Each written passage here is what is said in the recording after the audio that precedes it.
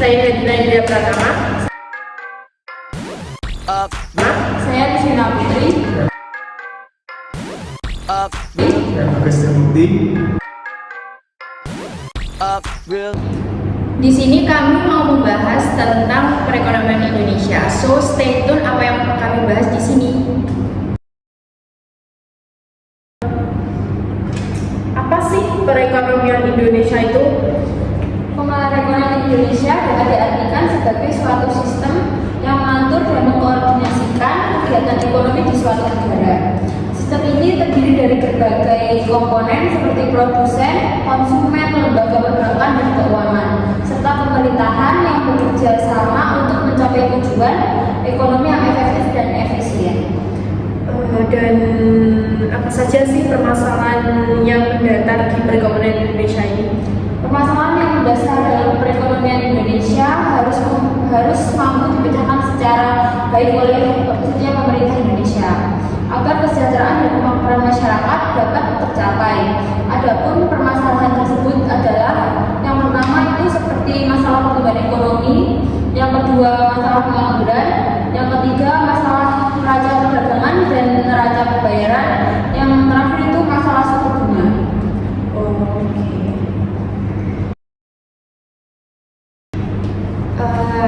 Tahu nggak sih apa itu desentralisasi? Jadi desentralisasi ekonomi itu adalah proses di mana keputusan ekonomi itu dipindahkan dari pemerintah pusat ke tingkat lokal atau regional. Ini mencakup transfer wewenang dalam hal anggaran, pembangunan infrastruktur, dan pengelolaan sumber daya alam. Terus tujuan dan manfaat dari desentralisasi itu sendiri apa?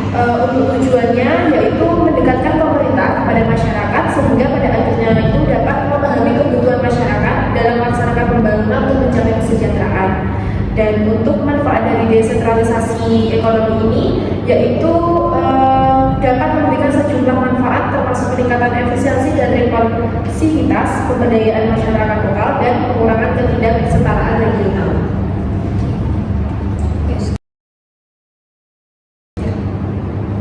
Selanjutnya, apa sih privatisasi itu? Jadi secara umum privatisasi itu salah satu kebijakan ditempuh oleh pemerintah Indonesia untuk mengalihkan sebagian atau seluruh aset milik negara kepada swasta. Lalu bagaimana tujuan dan manfaat dari privatisasi tersebut? Salah satu tujuan akan privatisasi ini melalui kebijakan yang memberikan kontribusi finansial kepada negara dan badan usaha, mempercepat penerapan prinsip-prinsip yang berfokus pada good corporate governance, membuka akses ke pasar internasional dan alih teknologi serta transfer best practice kepada badan usaha. Apa sih metode yang diterapkan dalam privatisasi? Jadi metode umum yang diterapkan dalam privatisasi itu yang pertama penjualan saham di Bursa Efek Indonesia, yang kedua ada penjualan secara langsung atau strategic sales, yang ketiga itu kemitraan pemerintah swasta, yang keempat ada saham melalui skema ESOP, yang terakhir ada penawaran saham melalui skema right issues.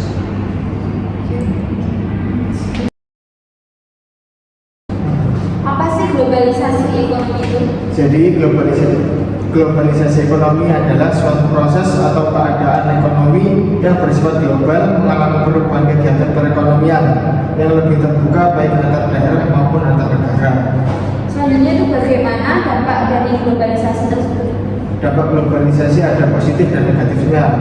Untuk yang positif yaitu meningkatkan kualitas SDM, yang kedua pembukaan lapangan pekerjaan, yang ketiga transfer teknologi, dan yang keempat peningkatan akses barang konsumsi. Selanjutnya ada dampak negatifnya. Yang pertama persaingan dengan perusahaan asing, yang kedua konsumerisme, dan yang terakhir tidak kestabilan ekonomi. Selanjutnya faktor apa ya yang mempengaruhi globalisasi itu sendiri?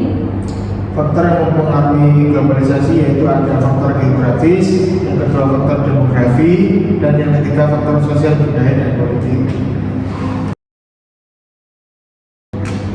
Apa sih industrialisasi itu?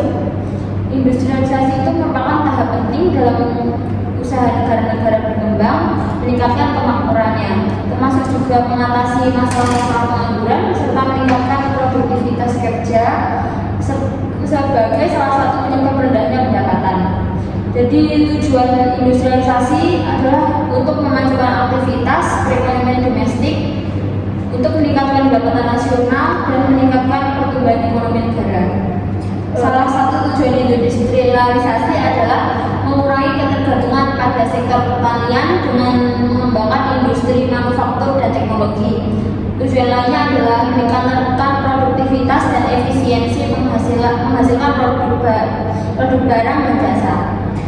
Lalu apa itu proteksionisme dan tujuan dari proteksionisme itu apa? Pengertian dari proteksionisme adalah batasan yang ditetapkan pemerintah dalam perdagangan internasional demi meningkatkan industrialisasi dan dalam negeri. Tujuan kebijakan proteksionisme adalah untuk memajukan aktivitas perekonomian domestik. Apa sih krisis ekonomi dan dampaknya yang terjadi di Indonesia itu apa? Jadi krisis ekonomi itu adalah keadaan di mana perekonomian suatu negara itu mengalami penurunan yang signifikan. Krisis ekonomi ini dapat disebabkan oleh beberapa faktor seperti inflasi, utang negara yang berlebihan, dan kemungkinan krisis keuangan.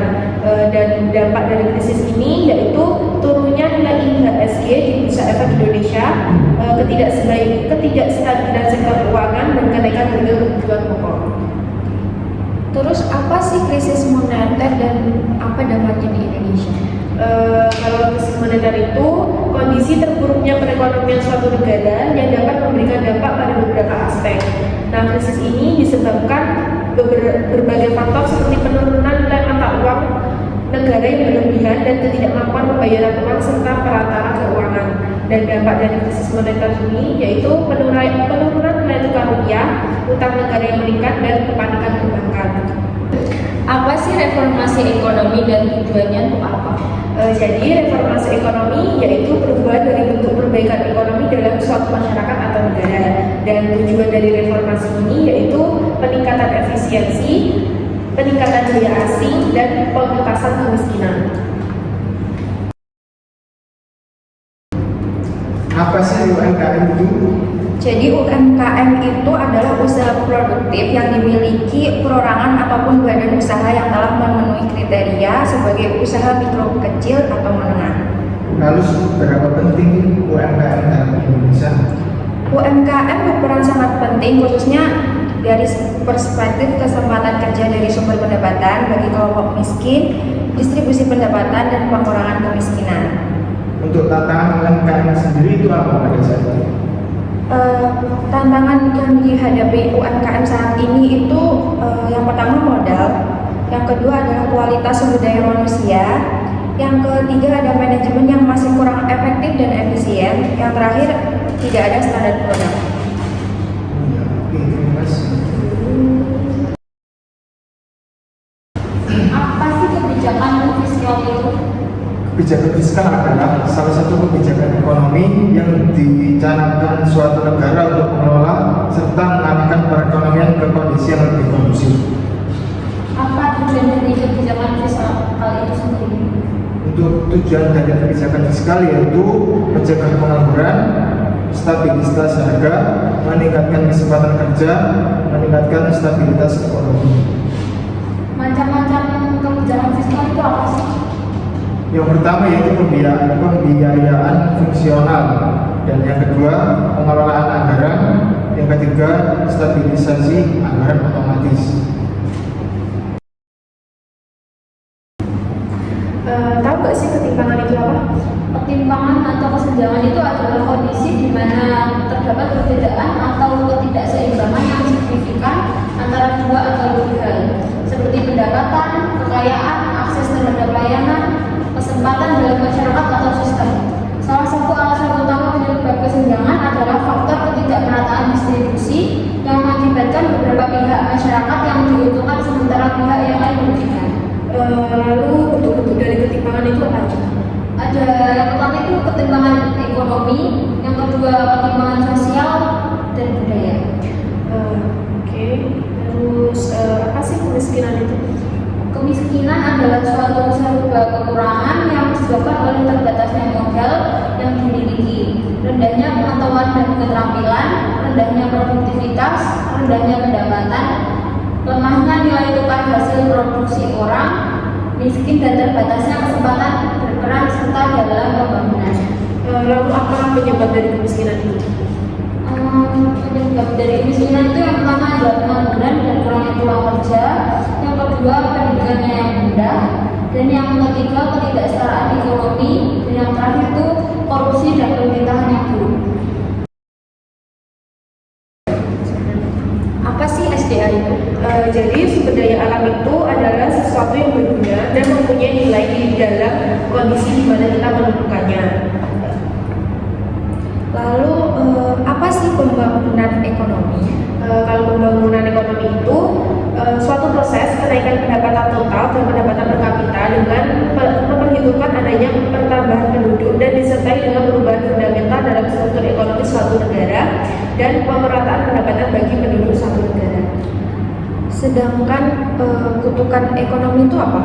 Kalau kutukan ekonomi itu mengacu pada paradoks bahwa negara dan daerah yang kaya akan sumber daya alam, terutama sumber daya non terbuka seperti mineral dan bahan bakar, cenderung mengalami pertumbuhan ekonomi yang lebih lambat dan wujud pembangunannya itu lebih buruk ketimbang negara-negara yang sumber daya alamnya langka. Nah, hubungan dari ketiga ini tuh apa? Kalau hubungan dari sumber daya alam, pembangunan dan kutukan ekonomi itu yang pertama ada ketergantungan dan diversifikasi, di mana negara yang bergantung pada sumber daya alam ini menghadapi risiko besar jika harga komoditasnya turun. Dan yang kedua ada tata kelola dan korupsi, di mana sumber daya alam ini seringkali menjadi sumber utama pendapatan bagi negara-negara berkembang, tetapi tanpa tata kelola yang baik, pendapatan ini bisa disalahgunakan. Apa sih PMA itu? PMA atau penanaman modal asing adalah investasi yang dilakukan oleh investor asing baik sepenuhnya maupun berpatungan dengan investor domestik untuk berbisnis di Indonesia.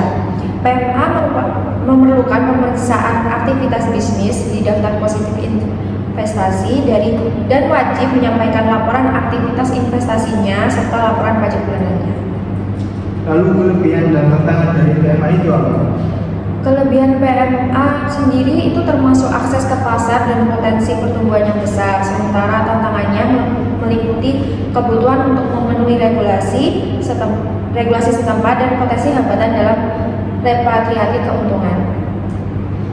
Bagaimana dengan PMDN?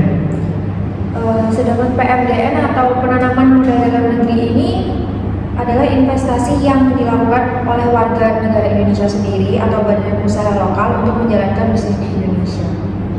Kalau kekurangan dari PMDN itu apa?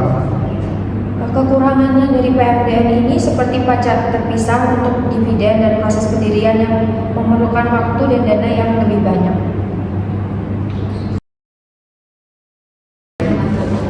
Apa sih urbanisasi prematur itu? Urbanisasi prematur adalah perpindahan penduduk dari pedesaan ke perkotaan yang terjadi sebelum ekonomi kota siap menyerap tenaga kerja tambahan. Ini seringkali mengarah pada pertumbuhan permukiman kumuh dan peningkatan pekerjaan sektor informal. Namun, tanpa persiapan yang memadai, urbanisasi ini dapat menyebabkan masalah sosial dan ekonomi yang signifikan, seperti peningkatan kemiskinan dan pembangunan pemukiman yang tidak terencana. Selanjutnya itu bagaimana dengan sektor informal itu seperti apa? Sektor informal yaitu sektor yang mencakup berbagai jenis pekerjaan yang tidak diatur atau dilindungi oleh hukum formal. Pekerjaan ini bisa berupa jasa atau produksi barang dan seringkali menjadi jaminan pengaman bagi mereka yang tidak memiliki pekerjaan formal. Meskipun sektor informal memberikan pendapatan bagi banyak orang, pekerjaan ini biasanya kurang stabil dan tidak memiliki perlindungan sosial atau manfaat kerja lainnya. Oke, sekian dari podcast kami. Jadi jangan lupa nonton. Bye.